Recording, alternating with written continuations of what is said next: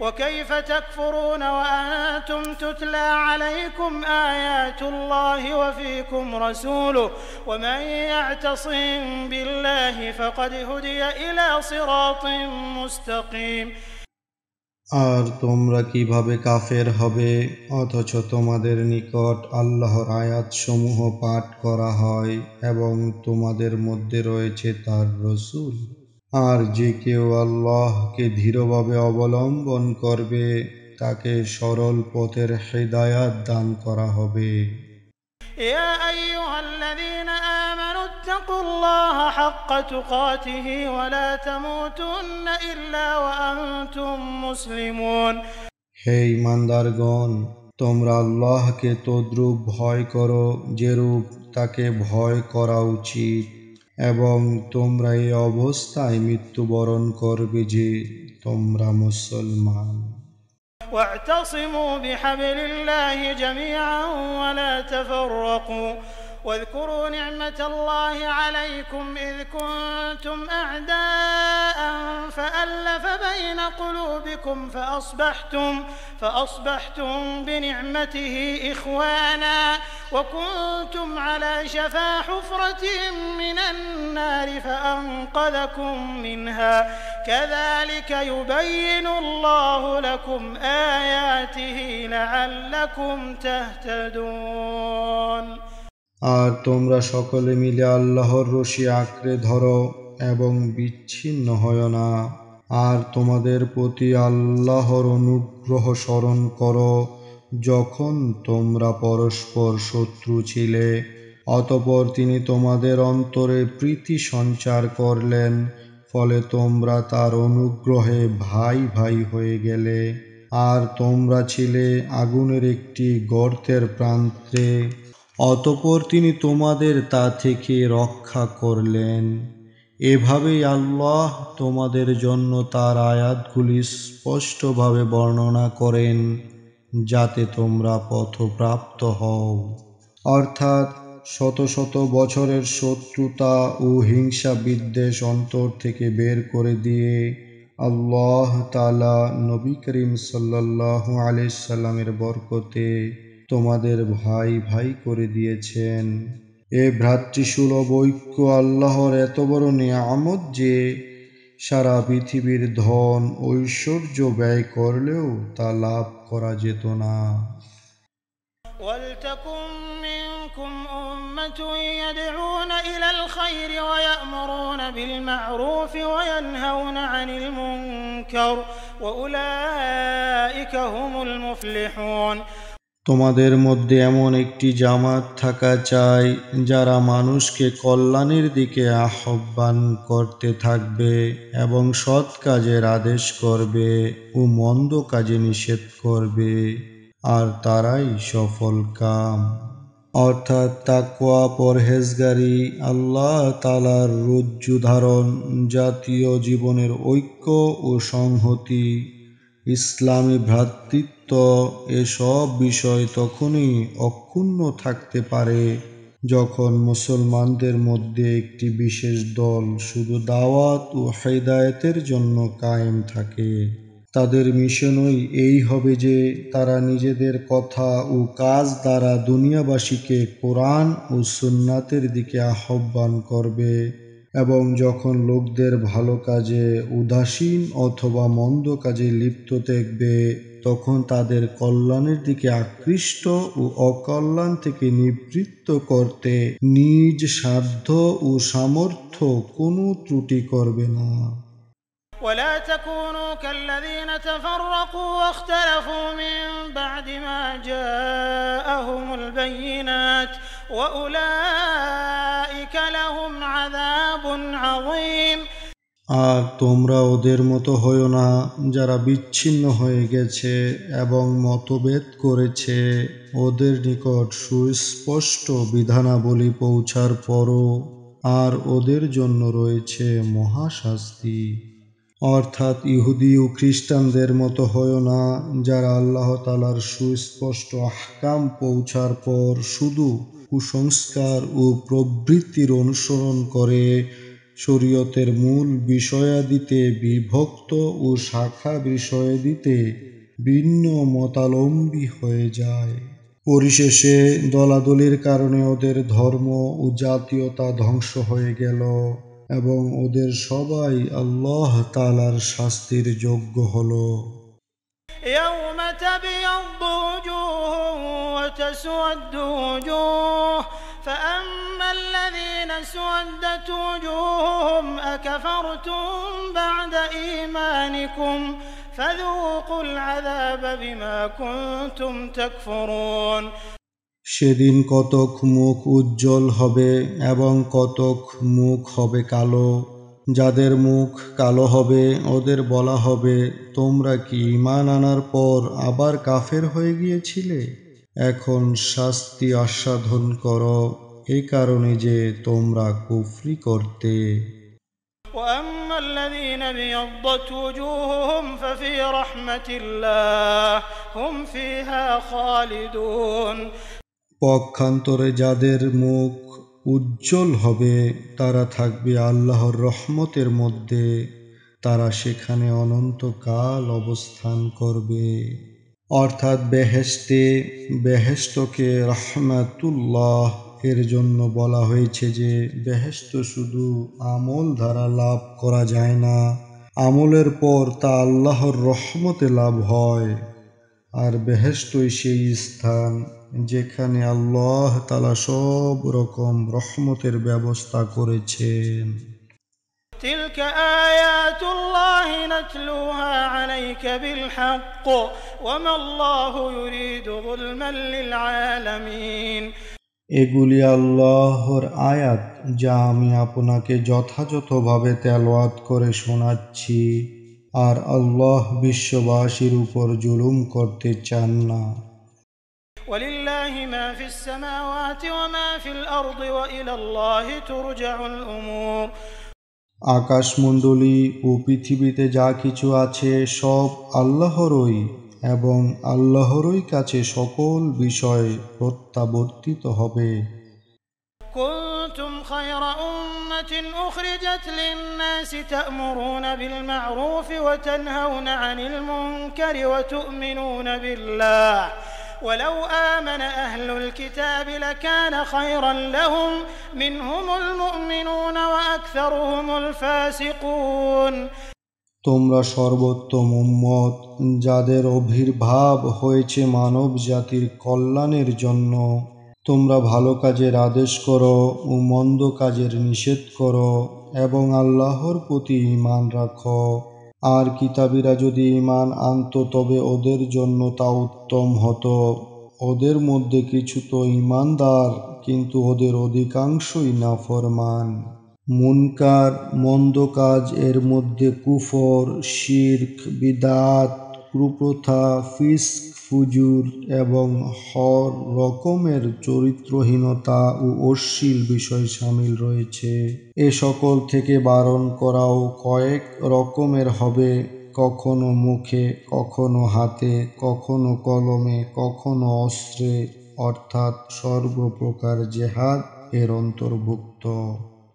لن يضروكم إلا أذى وإن يقاتلوكم يولوكم الأدبار ثم لا ينصرون।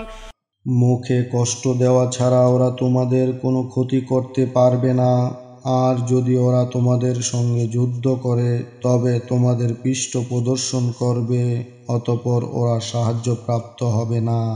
হে সর্বশ্রেষ্ঠ উম্মত, আল্লাহ তাআলার ওয়াদা রয়েছে এই শয়তানি লস্কর তোমাদের কোনোই ক্ষতি করতে পারবে না যদি তোমরা সর্বশ্রেষ্ঠ উম্মত হিসেবে নিজেদের প্রমাণিত করে রাখতে পারো। শুধু গালিগালাজ করা এবং কাপুরুষের মতন নিন্দা করে বেড়ানো ছাড়া অথবা ছোটোখাটো সাময়িক কষ্ট দেওয়া এ পর্যন্তই ওরা করতে পারে, কিন্তু তোমাদের উপর প্রবল ও বিজয়ী হওয়া অথবা কোনো বড় ধরনের ক্ষতি সাধন করা এ ওদের দ্বারা কখনোই হবে না। তোমাদের বিরুদ্ধে যুদ্ধে অবতরণ করলে পিঠ দেখিয়ে পালায়ন করবে এবং কোনো দিক থেকেই ওদের এমন সাহায্য পৌঁছবে না যা ওদের পরাজয় ঠেকাতে পারে। এ ভবিষ্যৎবাণী অক্ষরে অক্ষরে পূর্ণ হয়েছিল। সাহাবা রাদিয়াল্লাহু তাআলা আনহুমের জমানায় কিতাবীদের অবস্থাই হয়েছিল। ضربت عليهم الذلة أينما ثقفوا إلا بحبل من الله وحبل من الناس وباءوا بغضب من الله وضربت عليهم المسكنة ذلك بأنهم كانوا يكفرون بآيات الله ويقتلون الأنبياء بغير حق ذلك بما عصوا وكانوا يعتدون ওদের উপর হীনতা আরোপ করে দেওয়া হয়েছে, ওরা যেখানেই থাকুক, তবে আল্লাহর সনদ ও মানুষের সনদ গ্রহণ করলে ভিন্ন কথা। আর ওরা আল্লাহর ক্রোধ নিয়ে ফিরেছে এবং ওদের উপর আরোপ করে দেওয়া হয়েছে মুখাপেক্ষিতা। এটা এই জন্য যে ওরা আল্লাহর আয়াতসমূহ অস্বীকার করে চলত এবং নবীগণকে অন্যায়ভাবে হত্যা করত। এটা এই জন্য যে ওরা নাফরমানি করত এবং সীমা লঙ্ঘন করতে থাকত।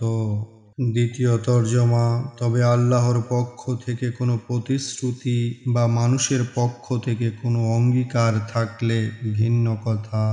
অর্থাৎ ইহুদিদের উপর চিরস্থায়ী লাঞ্ছনার মোহর অঙ্কন করে দেওয়া হয়েছে।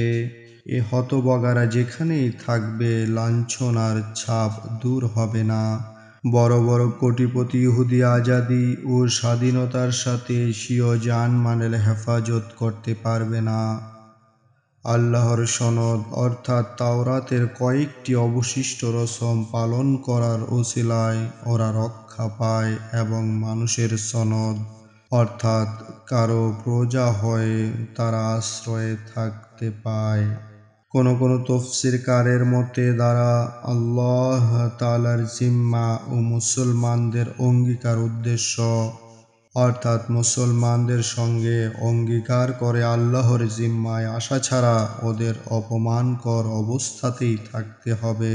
কেউ কেউ বলেছেন যে দ্বারা ইসলাম উদ্দেশ্য, অর্থাৎ ইসলাম গ্রহণ করে এই লাঞ্ছনা থেকে রক্ষা পেতে পারে, অথবা মৈত্রী চুক্তিতে আবদ্ধ হয়ে, কারণ মৈত্রী চুক্তিও জানমালের নিরাপত্তা দান করে।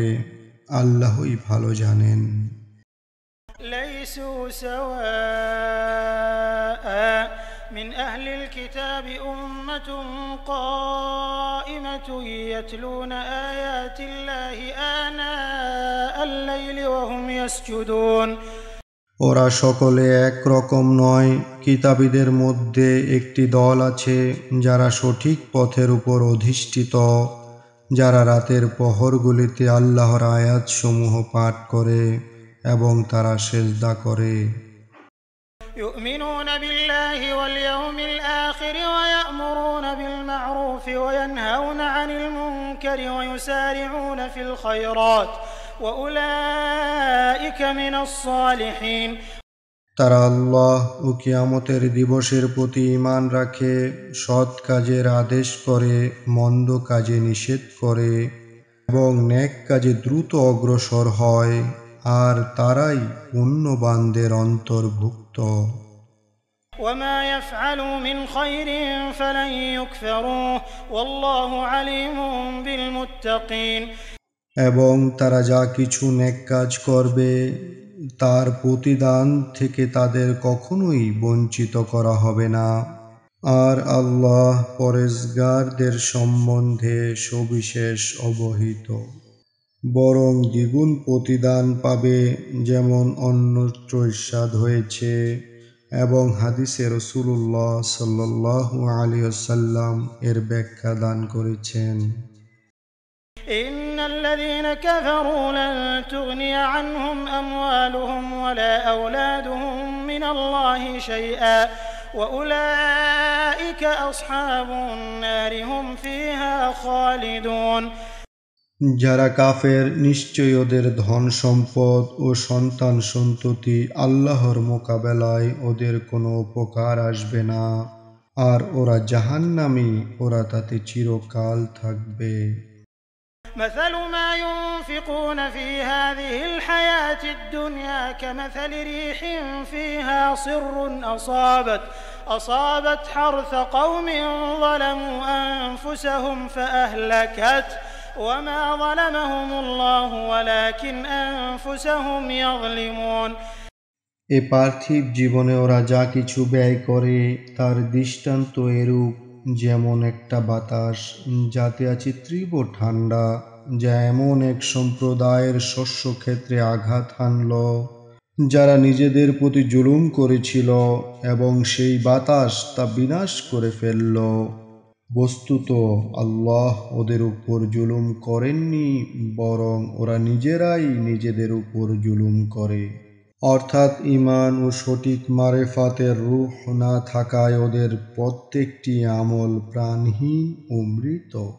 অর্থাৎ এ মনে করতে নেই যে কাফেরের কোনো সৎ কাজ কবুল করা না হলে তো মাআযাল্লাহ, আল্লাহ তাআলার পক্ষ থেকে ওর উপর জুলুম হলো। বস্তুত তা নয়, এ জুলুম তো ওরা নিজেরা নিজেদের উপর নিজ হাতে করেছে। যদি ওরা কুফর অবলম্বন না করত তবে এই পরিণতির সম্মুখীন হতো না। يا أيها الذين آمنوا لا تتخذوا بطانة من دونكم لا يألونكم خبالا ودوا ما عنتم قد بدت البغضاء من أفواههم وما تخفي صدورهم أكبر قد بينا لكم الآيات إن كنتم تعقلون। হে ঈমানদারগণ, তোমরা নিজেদের লোকজন ছাড়া কাউকে অন্তরঙ্গ বন্ধু বানিও না। ওরা তোমাদের অনিষ্ট সাধনে কোনো ত্রুটি করে না। ওরা মনে প্রাণে কামনা করে যে তোমরা শুধু কষ্ট ভোগ করো। ওদের মুখ থেকে শত্রুতা প্রকাশ হয়ে পড়ে, আর ওদের অন্তর, যা অর্থাৎ যে শত্রুতা গোপন রাখে, তা এর চেয়েও গুরুতর। আমি তোমাদের জন্য নিদর্শনাদি স্পষ্টভাবে বর্ণনা করে দিলাম, যদি তোমরা বুদ্ধি রাখো। বর্তমান আয়াতসমূহ ইহুদিদের সম্পর্কে অথবা মুনাফিকদের সম্পর্কে নাজিল হয়েছে। আয়াতে আল্লাহ তাআলা সুস্পষ্টভাবে জানিয়ে দিলেন যে মুসলমানরা নিজেদের ইসলামী ভাইদের ছাড়া কাউকে অন্তরঙ্গ বন্ধু ও মনের মানুষ বানাবে না। কারণ ইহুদি হোক বা নাসারা, মুনাফেক হোক বা মুশরেক, ওদের মধ্যে কোনো দলই তোমাদের প্রকৃত হিতাকাঙ্ক্ষী নয়।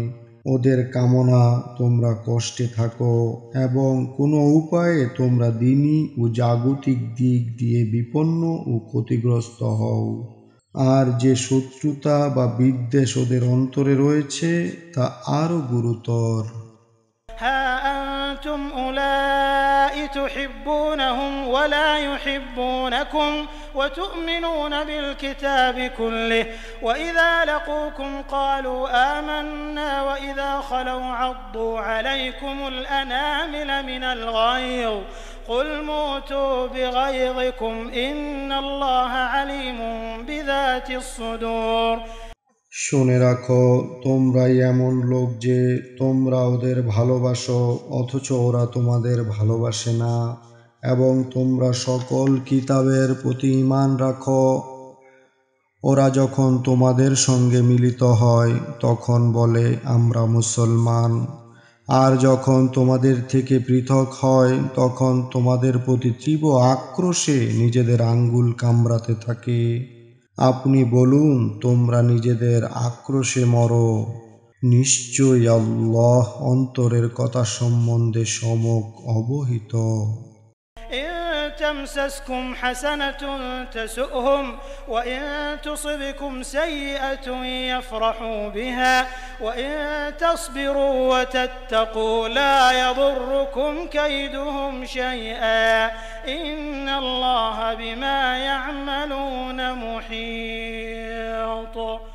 তোমাদের কোনো কল্যাণ স্পর্শ করলে তা ওদের খারাপ লাগে, পক্ষান্তরে তোমাদের উপর কোনো অনিষ্ট এসে পড়লে ওরা তাতে আনন্দিত হয়। আর যদি তোমরা ধৈর্য ধারণ করো ও তাকওয়া অবলম্বন করো তবে ওদের ষড়যন্ত্র তোমাদের কোনো ক্ষতি করতে পারবে না। নিশ্চয়ই আল্লাহ ওদের কার্যকলাপকে বেষ্টন করে রয়েছেন।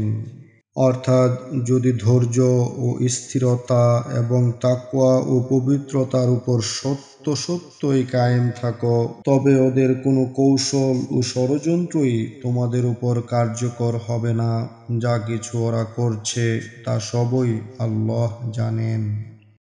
وإذ غدوت من أهلك تبوئ المؤمنين مقاعد للقتال والله سميع عليم।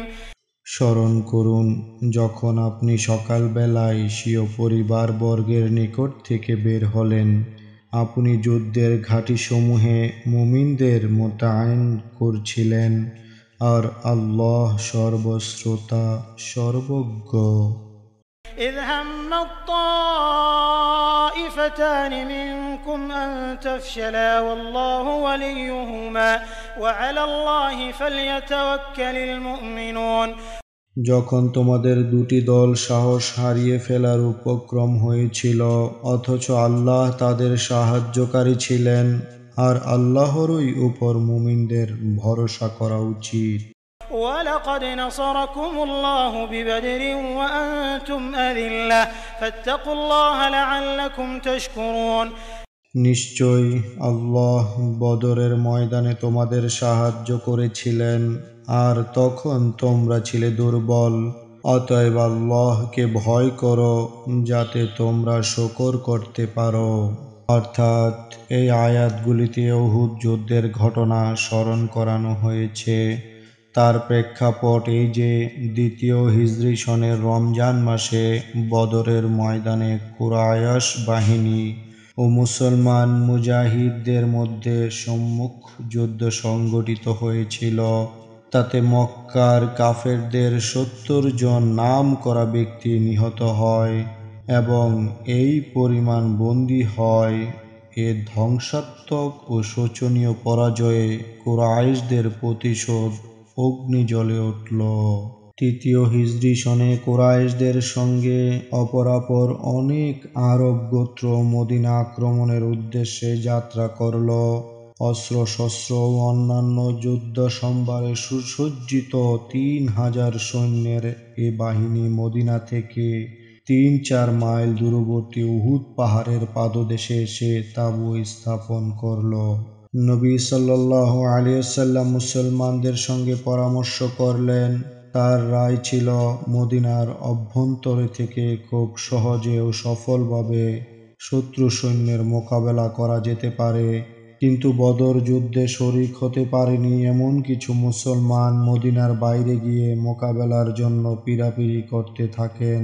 অধিকাংশ রায় এই দিকেই হলো। এই দ্বিধাদ্বন্দ্ব অবস্থায় হুজুর সাল্লাল্লাহু আলাইহি সাল্লাম ঘরের ভিতর তশরিফ নিলেন এবং যুদ্ধ বস্ত্র পরিধান করে বাইরে আসলেন। তখন তিনি মদিনার বাইরে তশরিফ নিলেন। তখন সঙ্গে প্রায় ১,০০০ লোক ছিল, কিন্তু মুনাফেক সর্দার আব্দুল্লাহ বিন উবাই পথের মধ্যে প্রায় ৩০০ সৈন্য নিয়ে, যাদের মধ্যে কিছু মুসলমানও ছিল, প্রত্যাবর্তন করল। শেষ পর্যন্ত হুজুর মাত্র ৭০০ সৈন্যের বাহিনী নিয়ে রণাঙ্গনে উপনীত হলেন। তিনি নিজেই যুদ্ধের নিয়ম অনুসারে ব্যূহ রচনা ও সৈন্য বিন্যাস করলেন। এদিকে আব্দুল্লাহ বিন উবাই পৃথক হয়ে যাওয়ায় বনু হারেসা ও বনু সালামা গোত্রদ্বয়ের দিলে কিছুটা দুর্বলতা পয়দা হলো। মুসলমানদের সংখ্যা লঘিষ্ঠতা দেখে তারা সাহস হারাতে শুরু করল এবং ময়দান থেকে পিছিয়ে যাওয়ার চিন্তা ভাবনা করতে লাগল। কিন্তু হক তাআলা সাহায্য করে তাদের অন্তর মজবুত করলেন এবং বুঝিয়ে দিলেন যে এক খোদারই সাহায্য ও বিজয়ের উপর মুসলমানদের ভরসা করা উচিত। সংখ্যা ও সাজ সরঞ্জাম কোনো জিনিস নয়।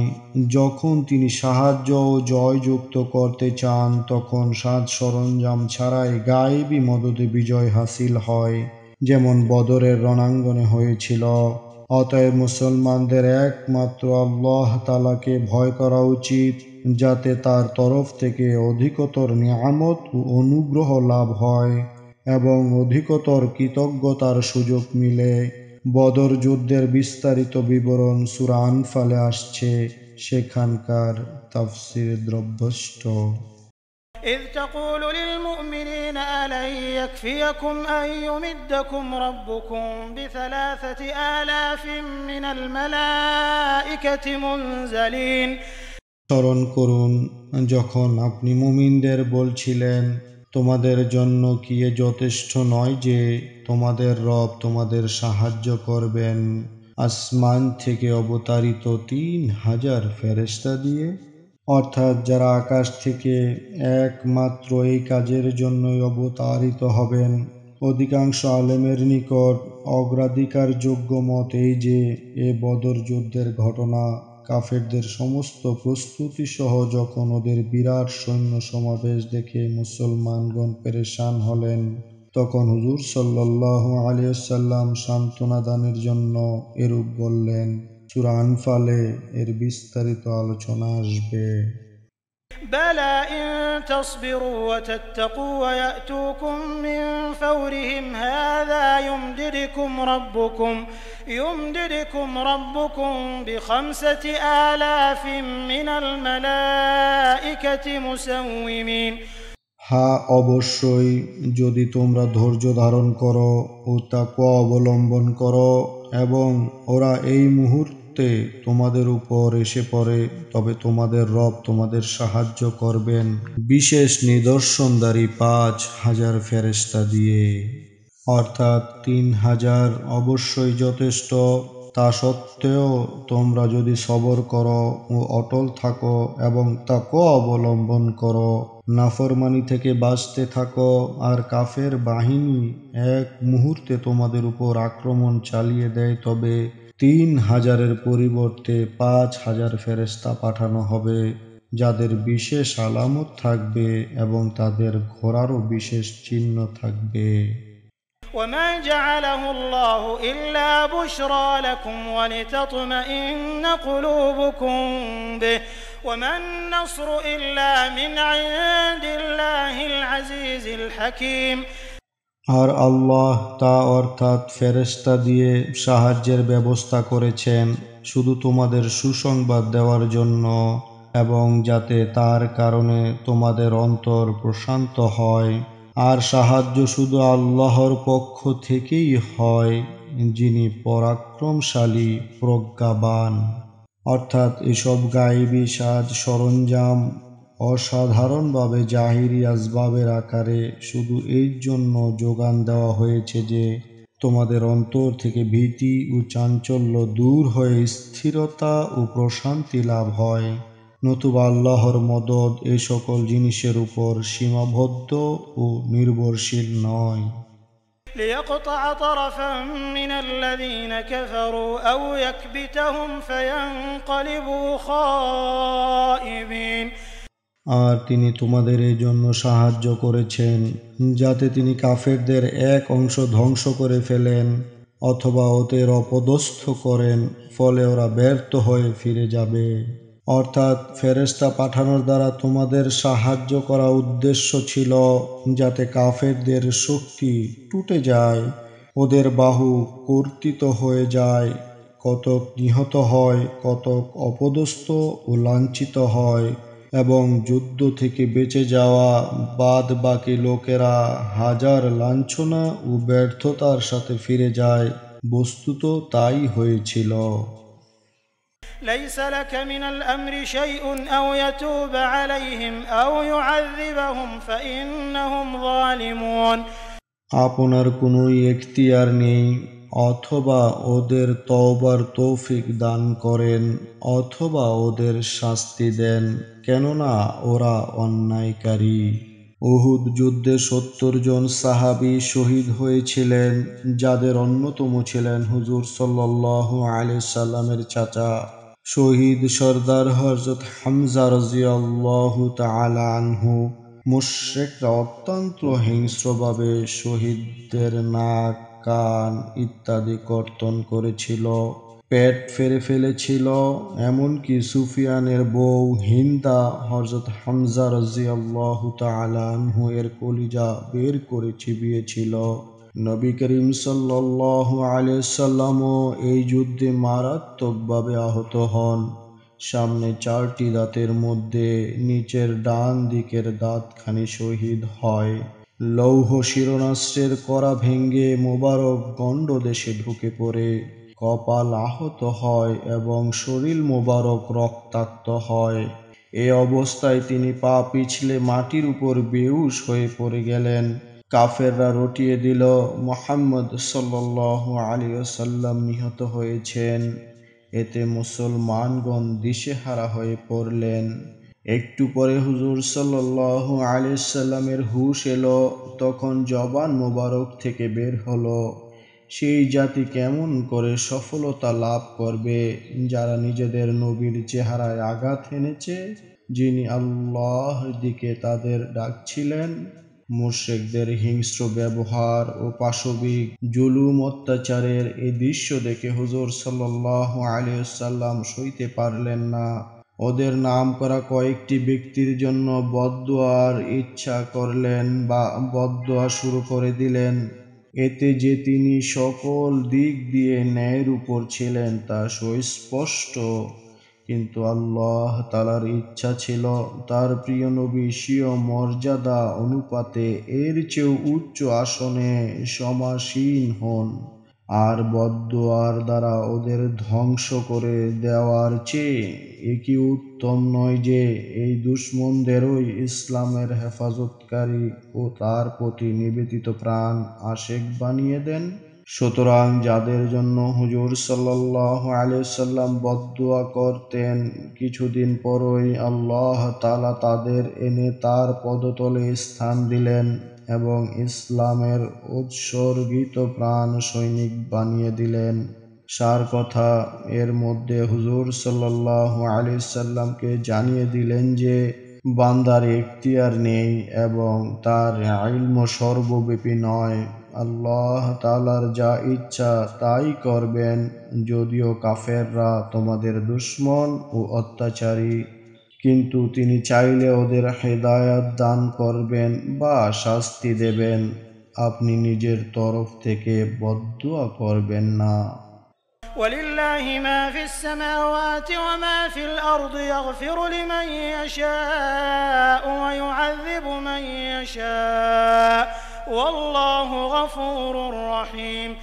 আকাশমণ্ডলী ও পৃথিবীতে যা কিছু আছে সব আল্লাহরই। তিনি যাকে ইচ্ছা ক্ষমা করেন এবং যাকে ইচ্ছা শাস্তি দেন। আর আল্লাহ অতি ক্ষমাশীল, অত্যন্ত মেহেরবান। يا أيها الذين آمنوا لا تأكلوا الربا أضعافا مضاعفة واتقوا الله لعلكم تفلحون। হে ঈমানদারগণ, তোমরা সুদ খেও না বহু বহু গুণ এবং আল্লাহকে ভয় করো যাতে তোমরা সফল কাম হও। এর অর্থ এই নয় যে স্বল্প সুদ গ্রহণ করো, বহু বহু গুণ করো না। কথা হচ্ছে যে জাহিলিয়াতের যুগে এভাবেই সুদ গ্রহণ করা হতো, আর এ পদ্ধতি অধিকতর ঘৃণ্য ও জঘন্য। واتقوا النار التي أعدت للكافرين। এবং সেই আগুন থেকে আত্মরক্ষা করো যা কাফেরদের জন্য প্রস্তুত করা হয়েছে। অর্থাৎ সুদখোর দোজখে যায়, যা আসলে কাফেরদের জন্য তৈরি করা হয়েছিল। وأطيعوا الله والرسول لعلكم ترحمون। আর আল্লাহ ও রসূলের আদেশ মান্য করো যাতে তোমাদের প্রতি দয়া করা হয়। وسارعوا إلى مغفرة من ربكم وجنة عرضها السماوات والأرض أعدت للمتقين। এবং দ্রুত অগ্রসর হও তোমাদের রবের ক্ষমার দিকে ও জান্নাতের দিকে, যার প্রশস্ততা আসমানসমূহ ও জমিনের প্রশস্ততার ন্যায় যা প্রস্তুত করা হয়েছে পরহেজগারদের জন্য। الذين ينفقون في السراء والضراء والكاظمين الغيظ والعافين عن الناس والله يحب المحسنين। যারা সচ্ছল ও অসচ্ছল উভয় অবস্থায় ব্যয় করে এবং ক্রোধ দমন করে ও লোকদের ক্ষমা করে, আর আল্লাহ সৎ কর্মশীলদের ভালোবাসেন। والذين إذا فعلوا فاحشة أو ظلموا أنفسهم ذكروا الله فاستغفروا لذنوبهم ومن يغفر الذنوب إلا الله ولم يصروا على ما فعلوا وهم يعلمون। এবং যারা কোনো অশ্লীল কাজ করে ফেললে বা নিজেদের প্রতি জুলুম করে বসলে আল্লাহকে স্মরণ করে এবং নিজেদের পাপের জন্য ক্ষমা প্রার্থনা করে, আর আল্লাহ ছাড়া কে আছে যে পাপ ক্ষমা করবে, এবং তারা যা করে ফেলেছে তাতে অনড় থাকে না, আর তারা জানে যে আল্লাহ তওবা কবুল করেন। أولئك جزاؤهم مغفرة من ربهم وجنات تجري من تحتها الأنهار خالدين فيها ونعم أجر العاملين। তাদের ওই প্রতিদান হচ্ছে তাদের রবের ক্ষমা ও জান্নাত সমূহ, যাদের নিম্ন দেশে নহর প্রবাহিত, যাতে তারা অনন্তকাল থাকবে, আর সৎ কর্মশীলদের পারিশ্রমিক কতই না উত্তম। قد خلت من قبلكم سنن فسيروا في الأرض فانظروا كيف كان عاقبة المكذبين। নিশ্চয়ই তোমাদের পূর্বে বহু ঘটনা ঘটে গেছে, সুতরাং তোমরা পৃথিবীতে ভ্রমণ করো এবং দেখো অস্বীকারীদের কি পরিণাম হয়েছিল। দ্বিতীয় তর্জমা বহু উম্মতগত হয়েছে। هذا بيان للناس وهدى وموعظة للمتقين। এসব মানুষের জন্য স্পষ্ট বর্ণনা এবং মুত্তাকিদের জন্য পথের দিশারি ও সদুপদেশ। অর্থাৎ সকল মানুষের কান খোলার জন্য কোরআনে এইসব বিষয় বিবৃত হয়েছে, যা শুনে মানুষ আল্লাহ ভীরুতা, হিদায়াত ও নসিহত হাসিল করে থাকে। অবশ্য যার অন্তরে আল্লাহর ভয় নেই, নসিহতপূর্ণ হুঁশিয়ারিতে সে কিভাবে লাভবান হবে? ولا تهنوا ولا تحزنوا وأنتم الأعلون إن كنتم مؤمنين। তোমরা হীনবল হয় না, নিশ্চিত হয় না, তোমরাই বিজয়ী থাকবে যদি তোমরা ঈমানদার হও। এই আয়াতগুলি উহুদ যুদ্ধ সম্পর্কে অবতীর্ণ হয়, যখন বাহ্যত মুসলমানদের চূড়ান্ত পরাজয়ের আয়োজন দেখা যাচ্ছিল। সেই কঠিন ও নৈরাশ্যজনক পরিস্থিতিতে আল্লাহ তাআলার আওয়াজ শুনিয়ে দেওয়া হলো, শুনে রাখো, যুদ্ধের ভয়াবহতা ও নির্মমতার ঘাবড়ে গিয়ে খোদার দুশমনদের মোকাবেলায় কিছুমাত্র কাপুরুষতা ও দুর্বলতা প্রদর্শন করো না।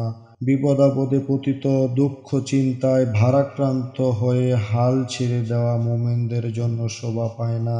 মনে রেখো, আজও তোমরাই বিজয়ী সম্মানিত, কারণ তোমরা সত্যের নুসরত, সাহায্য এর জন্য দুঃখ কষ্ট সইছ এবং জান দিচ্ছ, আর নিশ্চিতরূপে চূড়ান্ত বিজয়ও তোমাদের।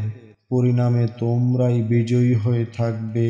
খোদাই এই আওয়াজ মুসলমানদের ভগ্ন হৃদয়কে শক্তিশালী করল এবং মৃতদেহে নবজীবন সঞ্চার করল। ফলে বাহ্য দৃষ্টিতে ইতিপূর্বের বিজয়ী কাফেররা আহত মুজাহিদদের প্রতি আক্রমণ সামলিয়ে উঠতে না পেরে রণাঙ্গন থেকে দিশেহারা হয়ে পলায়ন করল। يمسسكم قرح فقد مس القوم قرح مثله وتلك الأيام نداولها بين الناس وليعلم الله الذين آمنوا ويتخذ منكم شهداء والله لا يحب الظالمين। যদি তোমাদের আঘাত লেগে থাকে তবে ওই লোকদের অনুরূপ আঘাত লেগেছে। বস্তুত আমি এই দিনগুলি মানুষের মধ্যে পালাক্রমে আবর্তিত করতে থাকি, আর আল্লাহ এরূপ করেছেন এই জন্য যাতে আল্লাহ তাদের জেনে নেন যারা প্রকৃত মুমিন, এবং যেন তোমাদের মধ্য থেকে কিছু লোককে শহীদ করেন, আর আল্লাহ জালেমদের ভালোবাসেন না। অর্থাৎ মুনাফিকরা বলতো, মুহাম্মদ সাল্লাল্লাহু আলাইহি সাল্লাম যদি সত্য নবী হবেন তবে এত ক্ষয়ক্ষতি কেন হলো, অথবা স্বল্প সময়ের জন্য হলেও সাময়িক পরাজয় কেন হলো। আল্লাহ তাআলা বর্তমান আয়াতগুলিতে মুসলমানদের সান্ত্বনা দিয়ে বলছেন, এই যুদ্ধে যদি তোমরা আহত হয়ে থাকো বা কষ্ট পেয়ে থাকো তবে অনুরূপ বিপদ তোমাদের প্রতিপক্ষেরও পৌঁছেছিল। উহুদে তোমাদের ৭৫ জন শহীদ ও অনেকে আহত হয়েছে, কিন্তু ১ বছর পূর্বেই ওদের ৭০ জন দোজখী ও বহু সংখ্যক হতাহত হয়েছিল। আর এই যুদ্ধেও প্রথম দিকে ওরা নিহত ও আহত হয়েছে। অধিকন্তু বদরের যুদ্ধে ওদের ৭০ জন লাঞ্ছিত অবস্থায় বন্দী হয়েছিল। পক্ষান্তরে তোমাদের একজনেরও এই অপমান হয়নি। অবশ্য আমার নীতি সর্বদা এই যে কঠোরতা ও নম্রতা, সুখ ও দুঃখ, কষ্ট ও আরামের দিনগুলি আমি মানব জাতির মধ্যে আবর্তন করতে থাকি, যার মধ্যে বহু হিকমত নিহিত রয়েছে। আর ওরা যখন দুঃখ কষ্ট সহ্য করেও বাতিলের সহায়তায় হিম্মত হারা হয়নি, তখন তোমরা হকের সহায়তায় কেমন করে সাহস হারা হতে পারো। অর্থাৎ যাতে মুনাফিকদের থেকে খাঁটি ঈমানদারদের পৃথক করে দেন, ফলে উভয় দলের রং পরিষ্কার ও ভিন্ন দেখা যাবে। وليمحص الله الذين آمنوا ويمحق الكافرين। এবং যাতে আল্লাহ ঈমানদারদের পাক পবিত্র করেন এবং কাফেরদের নিশ্চিহ্ন করে দেন। আর মুসলমানদের শাহাদাতের উচ্চ মর্যাদা দান করা উদ্দেশ্য ছিল মুমিন ও মুনাফিককে যাচাই করা, মুসলমানদের শিক্ষা দেওয়া অথবা গুনাহ থেকে পবিত্র করা এবং কাফেরদের ধীরে ধীরে নিশ্চিহ্ন করা। এসব উদ্দেশ্য ছিল। أم حسبتم أن تدخلوا الجنة ولما يعلم الله الذين جاهدوا منكم ويعلم الصابرين। তোমরা কি মনে করেছ যে তোমরা জান্নাতে প্রবেশ করবে, অথচ এখন পর্যন্ত আল্লাহ তাদের জেনে নেননি? তোমাদের মধ্যে যারা জিহাদকারী এবং জেনে নেননি তাদের যারা অটল অবিচল। অর্থাৎ জান্নাতের যেসব উচ্চ মাকাম ও উচ্চ স্তরে আল্লাহ তাআলা তোমাদের পৌঁছাতে চান, তোমরা কি মনে করো যে বস অনায়াসে সেখানে গিয়ে প্রবেশ করবে? এরকম খেয়াল না করা উচিত। উচ্চ মাকামে তাদেরই অধিষ্ঠিত করা হয় যারা খোদার রাস্তায় হরেক রকম দুঃখ কষ্ট সহ্য করতে ও সমূহ স্বার্থ বিসর্জন দিতে প্রস্তুত থাকে। ولقد كنتم تمنون الموت من قبل أن تلقوه فقد رأيتموه وأنتم تنظرون। আর তোমরা তো মৃত্যুর সম্মুখীন হওয়ার পূর্বে তা কামনা করতে, সুতরাং এখন তো তা দেখে নিলে স্বচক্ষে। যে সাহাবীগণ বদর যুদ্ধে যোগদানে বঞ্চিত হয়েছিলেন, তারা উহুদ যুদ্ধের সময় পরামর্শ দিয়েছিলেন যে মদিনার বাইরে গিয়ে যুদ্ধ করা উচিত। তাদের বলা হচ্ছে, পূর্বে যে জিনিসের আকাঙ্ক্ষা করতে তা তোমাদের চোখের সামনে এসে গেছে, এখন সামনে অগ্রসর না হয়ে পিছে হটে যাবে কেমন করে? হাদিসে আছে, শত্রুর সাথে সংঘর্ষের কামনা করো না, কিন্তু এমন অবস্থায় সম্মুখীন হয়ে পড়লে দৃঢ়পদ থেকো। وما محمد إلا رسول قد خلت من قبله الرسل أفإن مات أو قتل انقلبتم على أعقابكم ومن ينقلب على عقبيه فلن يضر الله شيئا وسيجزي الله الشاكرين মুহাম্মদ তো একজন রসুল, যার পূর্বে বহু রসুলগত হয়েছে। সুতরাং তিনি যদি মৃত্যুবরণ করেন বা নিহত হন, তবে কি তোমরা তোমাদের পিছনের দিকে ফিরে যাবে?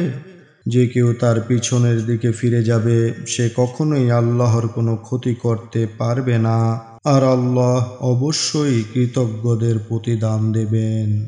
একটি গিরিপথে মুসলিম বাহিনীর পিছন দিক থেকে শত্রুর আক্রমণের আকাঙ্ক্ষা ছিল।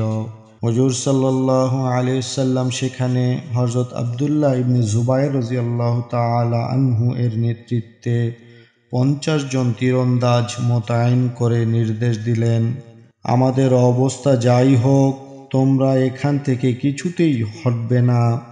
মুসলমানদের জয় পরাজয় যাই হোক, এমনকি তোমরা যদি দেখো যে পাখি ওদের গায়ের গোশত খাচ্ছে, তবুও স্বস্থান ত্যাগ করবে না।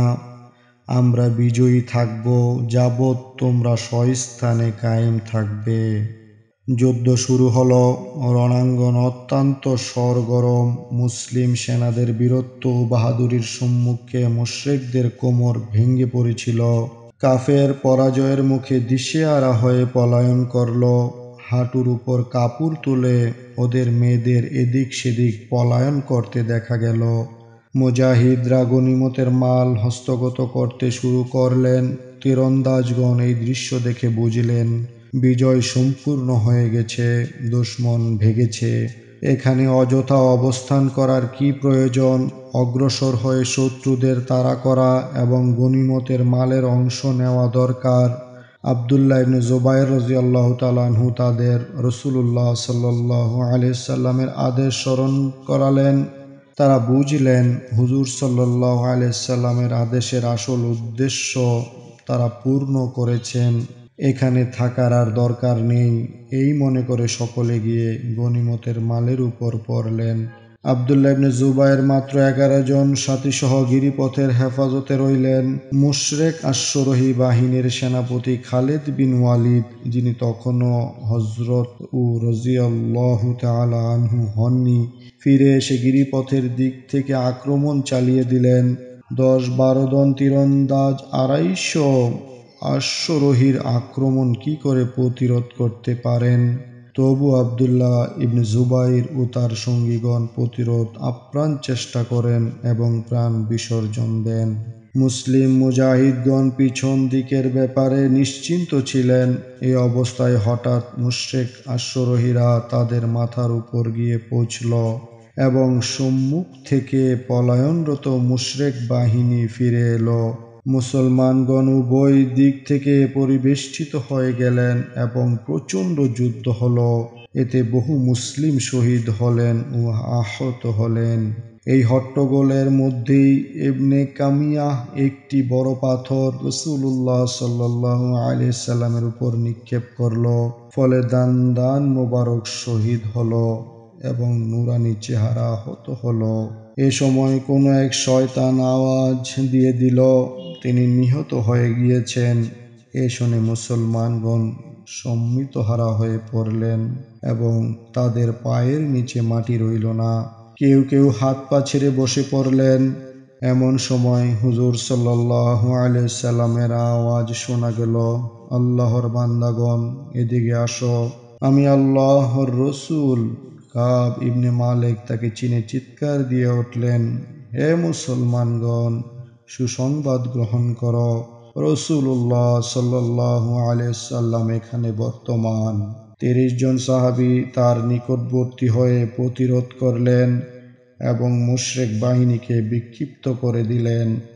শেষ পর্যন্ত মুশরিকরা রণাঙ্গন ছেড়ে যেতে বাধ্য হলো এবং এই আয়াতগুলি নাজিল হলো, অর্থাৎ মুহাম্মদ সাল্লাল্লাহু আলাইহি সাল্লাম তো আর খোদা নন, একজন রসুল মাত্র। তার পূর্বে বহু রসুল গত হয়েছে, তারও দুনিয়া থেকে চলে যাওয়া কিছু মাত্র বিচিত্র নয়। যদি কোনো সময় তার ওফাত ঘটল বা শহীদ হলেন, তবে কি তোমরা দিনের খেদমত ও হেফাজতের রাস্তা ছেড়ে উল্টো দিকে ফিরে যাবে এবং আল্লাহর পথে জিহাদ পরিত্যাগ করবে?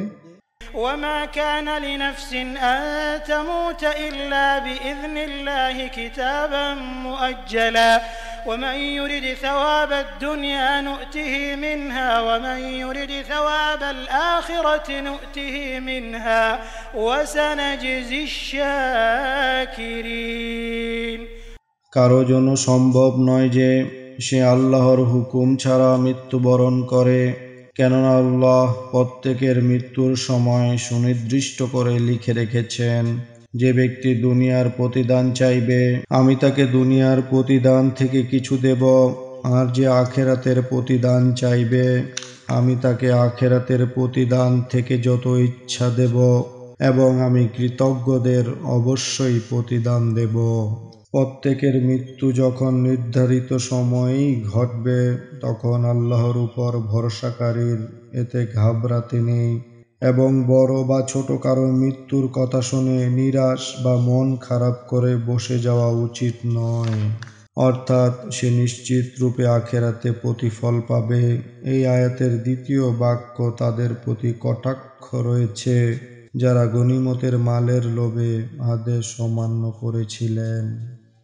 وكأي من نبي قاتل معه ربيون كثير فما وهنوا لما أصابهم في سبيل الله وما ضعفوا وما استكانوا والله يحب الصابرين। কত নবী রয়েছেন যাদের সঙ্গী হয়ে বহু আল্লাহওয়ালা যুদ্ধ করেছেন, অতঃপর আল্লাহর পথে তাদের উপর যে কষ্ট বিপদ এসেছে তার কারণে তারা সাহস হারায়নি, দুর্বল হয়নি এবং শত্রুর সামনে নতও হয়নি। আর আল্লাহ অটল অবিচল লোকদের ভালোবাসেন। وما كان قولهم إلا أن قالوا ربنا اغفر لنا ذنوبنا وإسرافنا في أمرنا وثبت أقدامنا وانصرنا على القوم الكافرين।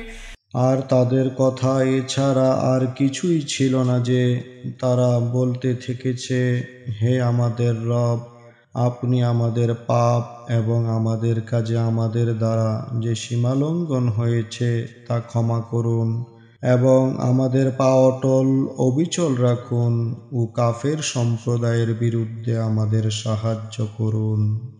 فآتاهم الله ثواب الدنيا وحسن ثواب الآخرة والله يحب المحسنين। অতঃপর আল্লাহ তাদের দান করেছেন দুনিয়ার প্রতিফল ও আখেরাতের উত্তম প্রতিদান, আর আল্লাহ সৎকর্মশীলদের ভালোবাসেন। يا أيها الذين آمنوا إن تطيعوا الذين كفروا يردوكم على أعقابكم فتنقلبوا خاسرين। হে ঈমানদারগণ, যদি তোমরা কাফেরদের অনুগত্য করো, তবে ওরা তোমাদের ফিরিয়ে দেবে তোমাদের পিছনের দিকে, অর্থাৎ কুফরের দিকে, ফলে তোমরা চরম ক্ষতিগ্রস্ত হয়ে পড়বে।